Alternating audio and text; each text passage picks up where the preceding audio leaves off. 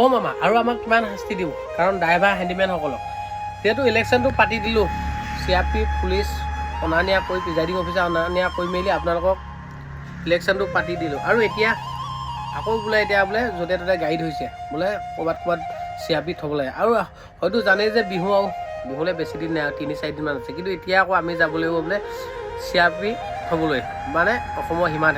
আৰু আমি আহিছিলোঁ ধেমাজিৰ পৰা লখিমপুৰ, কিন্তু বৰ্তমান এতিয়া লখিমপুৰত গাড়ী ধৰি আছে আৰু উপায় নাই, গাড়ীখন বগীনদীত ঘূৰাই দিলোঁ। আপোনালোকে দেখিছে যে পেচেঞ্জাৰসকলৰ যি শাস্তি। কিন্তু আমাৰ মামা এটা কথা নহয়, আপুনি যে 10,000কৈ মহিলাসকলক দিলে, সেই 10,000 টকা যদি আপুনি সেইখিনি টকাই যদি প্ৰতিখন থানাতে যদি 10খনকৈ যদি বাছ দিলেহেঁতেন, হয়তো আমাৰ শাস্তি নহয় আৰু লগতে পেচেঞ্জাৰসকলৰ শাস্তি নহয় জানো মামা? আৰু আমাক কিমান শাস্তি দিব মামা গম পাইছেই নহয়। আৰু যদি এবাৰ মামা আপুনি যিকে প্ৰতিখন থানাত আপুনি 10খনকৈ বাছ কিনি দিব, কাৰণ আমাৰো বহুত শাস্তি হৈছে, কাৰণ আমাৰ ল'ৰা ছোৱালী আছে, মাইকী আছে, আৰু যদি আমি ৰাস্তাৰ পৰা গাড়ীখন এনেকৈ ঘূৰাই দিবলগীয়া হয়, আমি হাজিৰাটো নাপাওঁ নহয় মামা, গম পাইছে নাই? আৰু আমাৰ ড্ৰাইভাৰ হেণ্ডিমেনসকলৰ কাৰণে আপুনি চিন্তা কৰা নাই নহয়, আমাৰ কাৰণে চিন্তা কৰক, কাৰণ আপোনালোকৰ ইলেকশ্যনবোৰ আমিয়ে পাতি আছোঁ, বুজিছে মামা?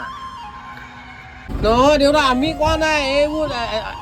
কালি ইলেকশ্যন দি দিম, এটা আছোঁ, আজি আকৌ এতিয়া শিলচৰ পঠিয়াইছে গাড়ীবোৰ, কিমান দিব কওকচোন বাৰু?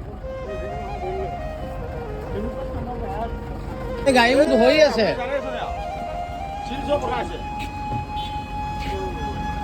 আমি গাড়ী ধৰি যাওঁগে যাওক, আহক।